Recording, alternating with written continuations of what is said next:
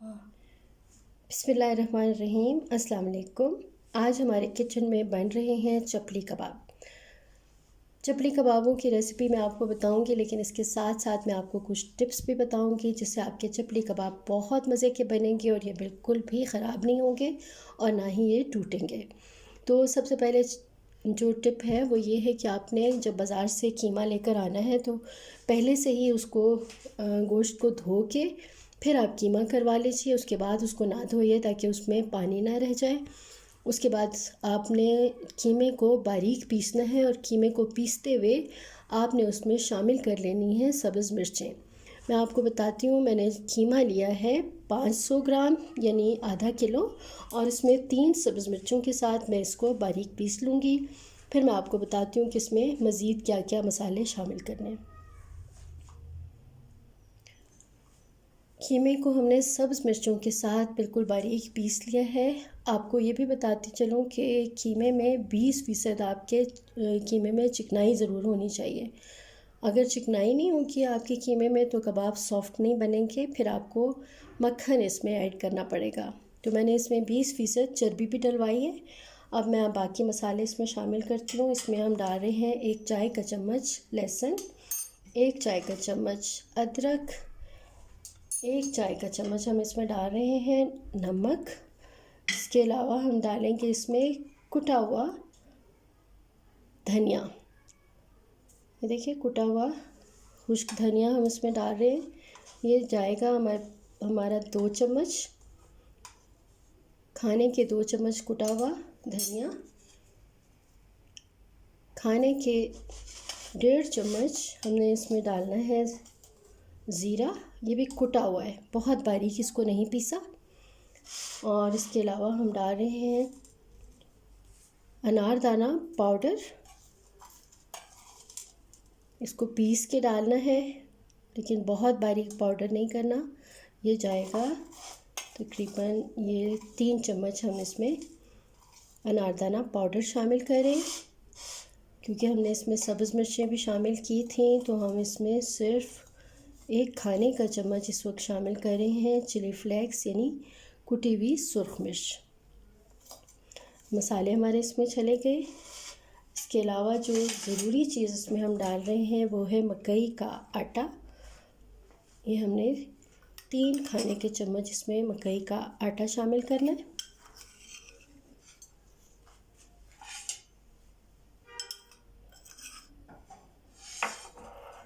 तीन चम्मच हमने मकई का आटा इसमें शामिल कर दिया। अब हमने इसमें शामिल करने हैं प्याज और टमाटर। प्याज़ों और टमाटरों को आपने बहुत बारीक चॉप करना है। इसकी पेस्ट नहीं बनानी, लेकिन बहुत ही बारीक प्याज काट लीजिएगा। आधा किलो कीमे में मैंने 2 दरमियाने साइज़ के प्याज लिए जिनको बारीक चॉप करके मैं इसमें शामिल कर रही हूँ।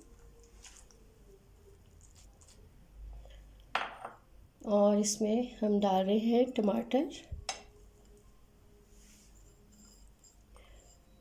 1 टमाटर है जिसको हमने बारीक चॉप कर लिया है।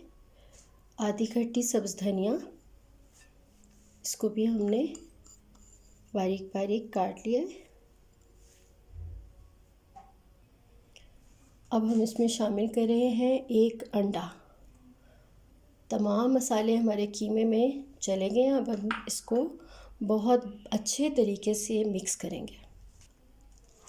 इस कीमे में तमाम मसालों को हमने मिक्स करना है बहुत अच्छे तरीके से।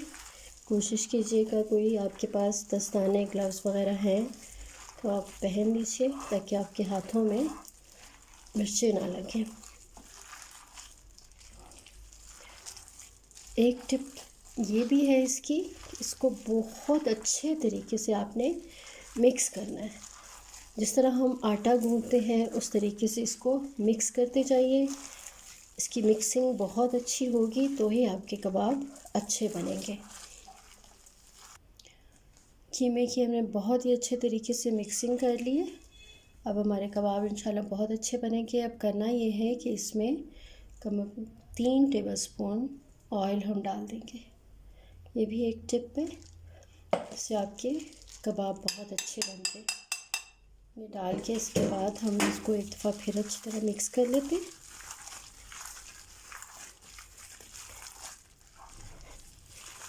ऑयल भी इसके अंदर चला गया।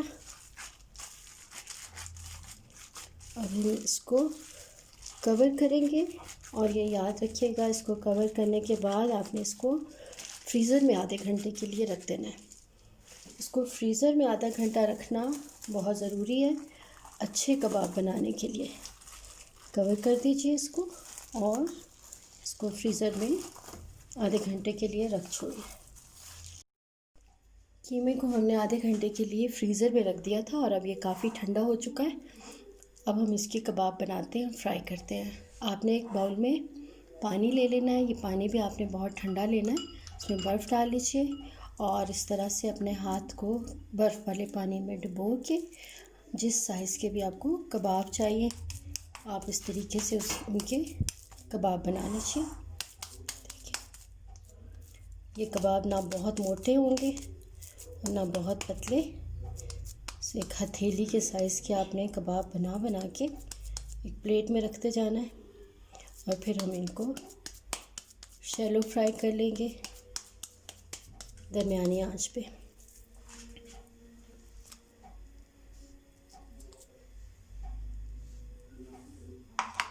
देखिए मैंने कबाब बनाने आधा किलो कीमे से हमारे बहुत सारे कबाब बन जाएंगे। अगर आप चाहें तो इनको फ्रीज़र में भी रख सकते हैं। जिस वक्त ज़रूरत हो उस वक्त इस्तेमाल कर लीजिए। इनको फ्रीज़ करने का तरीका ये है कि किसी ट्रे में आप बिल्कुल इस तरीके से कबाब बना के और इनको फ्रीज़ कर लें। जब इसमें बर्फ़ बन जाए इन कबाबों में तो इनको उखाड़ लीजिए ट्रे से किसी चम्मच की मदद से और फिर आप इनको किसी शॉपर में रख दीजिए और बवक्त ज़रूरत आप इनको फ्राई कर लीजिए।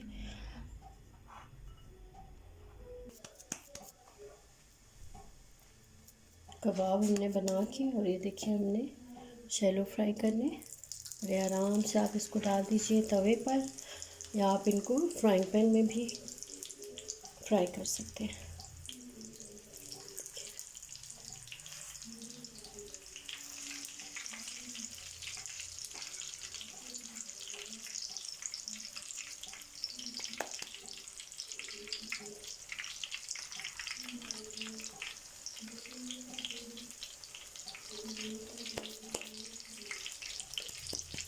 आँच हमने बिल्कुल दरमियानी रखी है।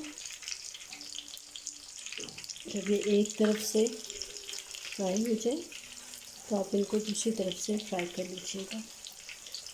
एक चीज़ जो मैं आपको बताना चाहती हूँ वो ये है कि जिस वक्त आपने कीमे को फ्रीज़र से निकालना है तो एक छोटा सा कबाब आप सिर्फ टेस्ट करने के लिए बना के और उसको चख के देख लीजिए। वैसे तो मैंने आपको टेस्ट के मुताबिक बिल्कुल सही मिक़दार बताई है मसालों की, लेकिन हो सकता है कुछ लोग बहुत तेज़ मसाले खाते हो तो आपको ज़रूरत पड़े मज़ीद नमक मिर्च डालने की। तो सारे कबाब इकट्ठे ना फ्राई करें, पहले एक छोटा सा कबाब फ्राई करके उनको चख लें और अगर आपको कबाब सख्त लगे तो आप इसमें एक अंडा मज़ीद शामिल कर सकते हैं।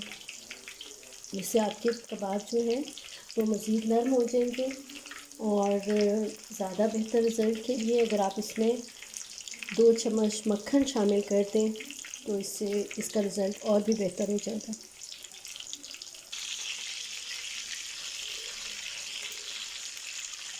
देखिए दरमियानी आंच पर कबाब हमारे फ्राई हो रहे।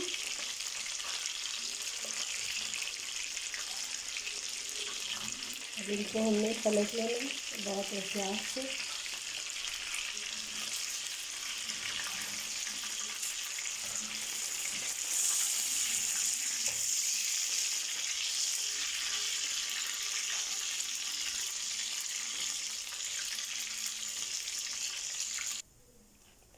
चप्पल कबाब हमारे तैयार हो चुके हैं। उम्मीद है आपको बहुत अच्छे लगेंगे।